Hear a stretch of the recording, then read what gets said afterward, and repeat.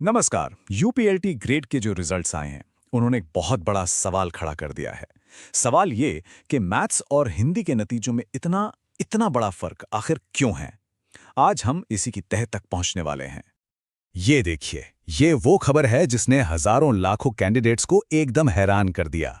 जब उत्तर प्रदेश लोक सेवा आयोग ने मैथ्स और हिंदी के रिजल्ट्स निकाले ना, तो जो नंबर सामने आए वो किसी को भी सोचने पर मजबूर कर देंगे। तो सवाल बिल्कुल सीधा सा है।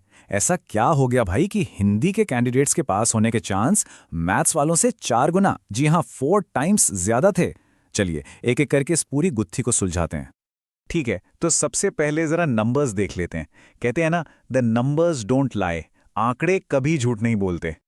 तो ये रहे वो आंकड़े जो आधी कहानी तो यहीं बता देते हैं।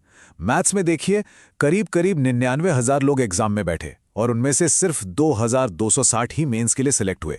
वहीं दूसरी तरफ हिंदी में 82,000 में से 8,000 से भी ज्यादा लोग पास हो गए। मतलब फर्क साफ साफ दिख रहा है और ये वाकई में बहुत बड़ा फर्क है। अब इसको जरा दूसरे तरीके से समझते हैं।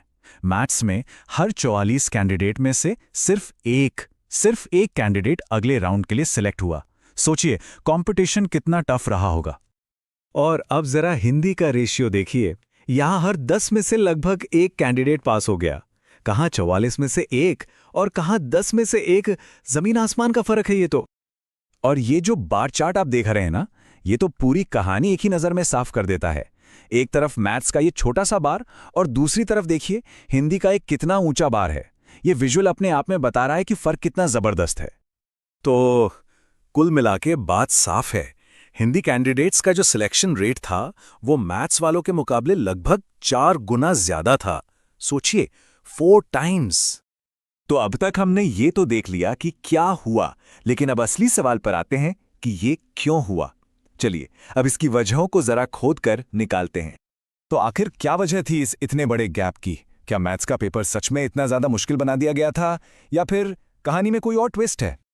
हम अपनी पड़ताल में 3 मेन फैक्टर्स को देखेंगे। पहला, पेपर कितना मुश्किल था। दूसरा, नेगेटिव मार्किंग ने क्या खेल किया। और तीसरा, आयोग का वो 15 गुना वाला खास नियम। तो पहला क्लू हमें मिलता है एक्सपर्ट्स के एनालिसिस से। मैथ्स केयर के जीपी सर का कहना है कि मैथ्स का पेपर सिर्फ मुश्किल ही नहीं था, बल्कि बहुत लेंदी भी था। मतलब कैंडिडेट्स को नॉलेज के साथ साथ घड़ी की सुई से भी लड़ना पड़ रहा था। और फिर आता है नेगेटिव मार्किंग का वो बड़ा वाला फैक्टर। हर एक गलत जवाब पर आपके 0.33 मार्क्स कट जाएंगे। मतलब तुक्का मारने की तो कोई गुंजाइश ही नहीं है, आपको बिल्कुल सटीक होना पड़ेगा। और मैथ्स जैसे सब्जेक्ट में जहां एक जरा सी कैलकुलेशन की गलती आपका पूरा सवाल गलत करवा सकती है, वहां ये बहुत बहुत बड़ी चुनौती बन जाती है। लेकिन रुकिए, पेपर का मुश्किल होना और नेगेटिव मार्किंग ये पूरी कहानी नहीं है। असल कहानी में एक ऐसा ट्विस्ट है जो शायद इस पूरे खेल की असली वजह है।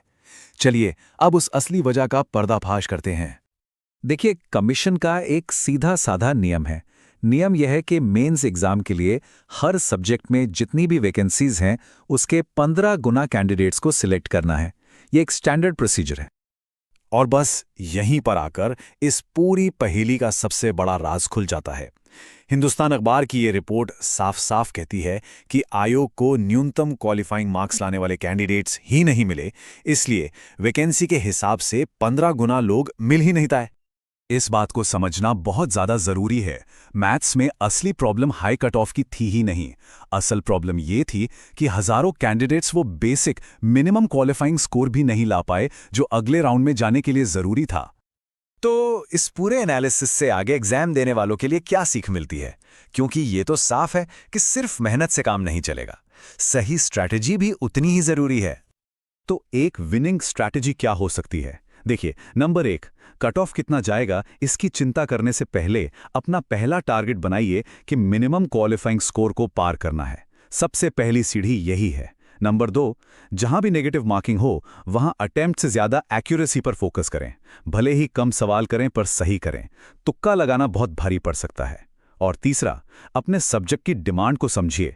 मैथ्स जैसे टेक्निकल सब्जेक्ट्स में कॉन्सेप्ट की गहराई और बहुत ज्यादा प्रैक्टिस की जरूरत होती है ताकि एग्जाम के प्रेशर में सिली मिस्टेक्स ना हो। और आखिर में ये रिजल्ट्स एक बहुत बड़ा सवाल हमारे सामने छोड़कर जाते हैं। क्या आप कॉम्पिटिटिव एग्जाम्स को पास करने का मतलब सिर्फ बाकियों से आगे निकलना नहीं रहा, बल्कि पहले एक बेसिक स्टैंडर्ड को पार करना बन गया है? इस बारे में सोचना